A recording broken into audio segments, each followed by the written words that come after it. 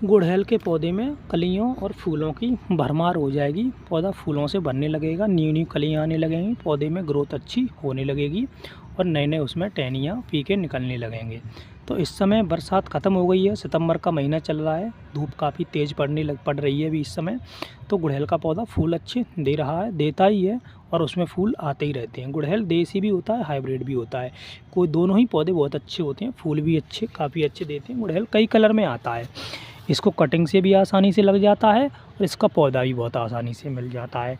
ये पौधा धूप का रहता है, आप जितनी अच्छी धूप में रखोगे उसको धूप अच्छे से मिलेगी, जब ये पौधा अच्छे से ग्रोथ करेगा और सुंदर सुंदर इसमें फूल भी आने लगेंगे। और आप अभी सितंबर के महीने में जैसे गुड़हल गमले में लगा हुआ है या ज़मीन में लगा हुआ, ज़मीन में लगा हुआ होता है तो अपन धूप में ही लगाते हैं। अगर गमले में लगा है, कहीं साइड से रखा है, तो उसको इस समय आप धूप में रख दीजिए, उस पर धूप लगेगी, जब इसे अच्छे से वो ग्रोथ करेगा और बहुत ही अच्छे अच्छे उसमें फूले हैं, कलियाँ आने लग जाएंगी। तो इस समय धूप पड़ रही है तो आपका पौधा सूख गया होगा, उसमें नमी थोड़ी कम बची होगी, तो आप अच्छे से गुड़ाई करें। उसकी जड़ों में बिल्कुल खरपतवार नहीं आनी चाहिए, खरपतवार बिल्कुल साफ़ रखें अपने पौधे की जड़ों के नीचे 1 से 2 फुट दूरी तक। और गमले में लगाए तो गुड़ाई आप 8 से 10 दिन में करते ही रहें, ज़मीन में भी 8 से 10 दिन में गुड़ाई करते रहें।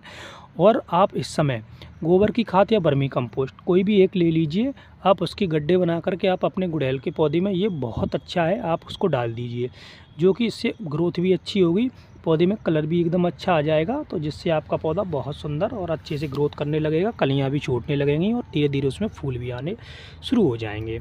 और आप अपने गुड़हल के पौधे की, अगर आपको लग रहा है कि इसमें कोई डाली रोगग्रस्त है, उसमें कुछ सूख सी रही है, तो आप उसकी थोड़ी थोड़ी आप अपने गुड़हल के पौधे की ब्रूनिंग कर दीजिए। ब्रूनिंग करने से एकदम चौतरफा गुड़हल फूटने लगेगी और उसमें एकदम से कलियाँ छूटने लगेंगी। तो आप करके देख लीजिए।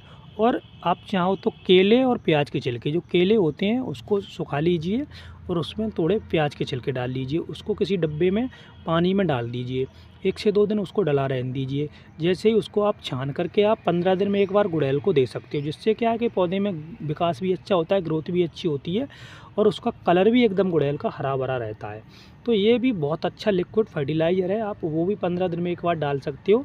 तो सितंबर के महीने में तो ये ज़रूरी करें, जिससे कि नवरात्रि आने तक गुड़हल के पौधों में फूलों की भरमार हो जाए, झमाझम फूल उसमें भरने लगें। तो आप करके देख लीजिए, आपका पौधा एकदम से फूलों से भर जाएगा, बहुत सुंदर सुंदर फूल आने लगेंगे। देखते ही देखते आपका पौधा कुछ ही दिनों में एकदम से हरा भरा हो जाएगा और एकदम टहनियाँ निकलने लगेंगी, फूल भी उसमें आने लग जाएंगे।